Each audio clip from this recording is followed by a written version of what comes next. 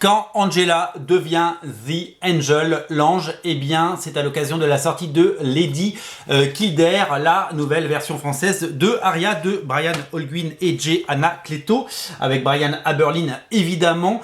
C'est tout simplement la série qui est sortie chez Avalon Studio Image Comics il y a bien longtemps maintenant, qui a droit à une seconde vie en France suite au succès des différentes séries de Brian Aberlin, comme vous le savez, Medieval Spawn Witchblade, Marqué, dont je vous ai dit le plus grand bien, et Sonata, que j'adore.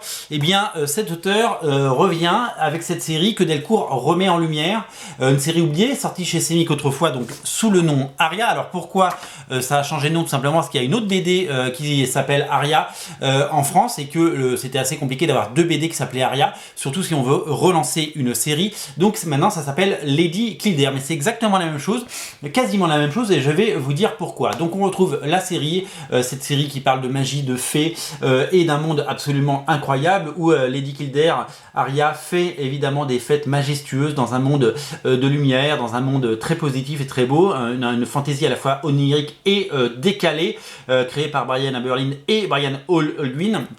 Dans cette série avait eu le droit à 4 numéros qui sont reproduits là-dedans, les 4 premiers numéros de Aria que j'ai en version originale, et à la fin est édité le crossover entre Aria et Angela. Angela, le personnage de Spawn que vous voyez là, créé dans Spawn par Neil Gaiman, puis récupéré par Neil Gaiman, puis revendu par Neil Gaiman à Marvel, devenue la sœur de Thor, qui a eu plusieurs séries, notamment dessinées par Stephanie Hans, etc., en version française. Voilà. Mais on se demandait, est-ce que ce crossover allait être édité dans Lady Kildare ? Et si oui, comment allaient-ils le faire maintenant que le personnage appartient à Marvel? Eh bien, ils ont usé d'un subterfuge absolument dingue que j'avais pas remarqué la première fois. D'abord, ils ont changé le nom, ça je l'avais remarqué.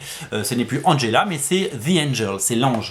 Et puis, en voyant ce dessin, j'avais pas fait gaffe, et c'est un auditeur, un spectateur de la chaîne qui m'a fait la remarque avec évidemment brio. Elle a plus de maquillage. Et là, je me suis dit, mais oui, elle a plus de maquillage, normalement elle a du maquillage, Angela. Et alors, je suis allé rechercher dans mes affaires, et il se trouve que j'ai le numéro. Alors, j'ai la version noir et blanc de Aria Angela. Je pensais avoir la version en couleur, mais j'ai la version. C'est un comics qui date. Celui-là, il date de avril 2000. Il a 20 ans. Vous imaginez bien. Et regardez, Angela, elle a son masque. Et ils ont gommé le masque. Regardez. Ils ont gommé le masque d'Angela. Donc en fait, elle a un visage nu maintenant. Donc elle a à peu près le même costume, qui a été un petit peu traficoté a priori, mais pas trop.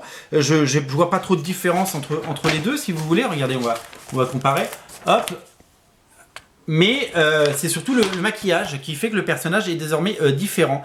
Donc quand on la voit évoluer dans les pages de Lady Kildare en version française, Angela n'a plus de son maquillage. Donc je vais vous montrer la page correspondante de ce que je viens de vous montrer. Elle est juste là, voilà. Là, elle avait du maquillage, et maintenant elle n'en a plus, voilà.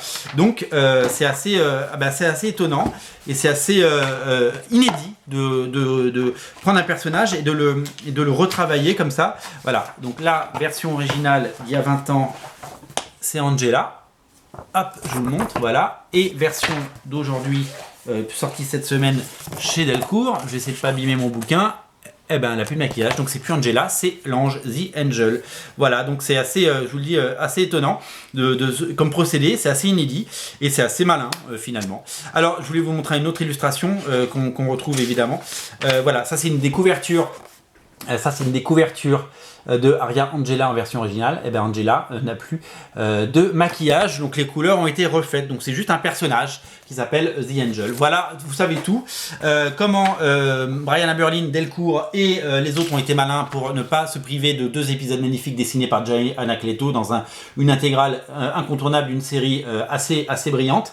Et bien maintenant vous le savez, Lady Kildare est disponible en version originale, en version française, pardon.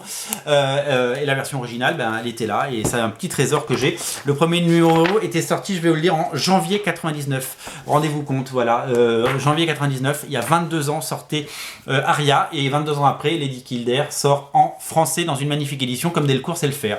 C'est disponible sur originalcomics.fr, bien entendu. Salut!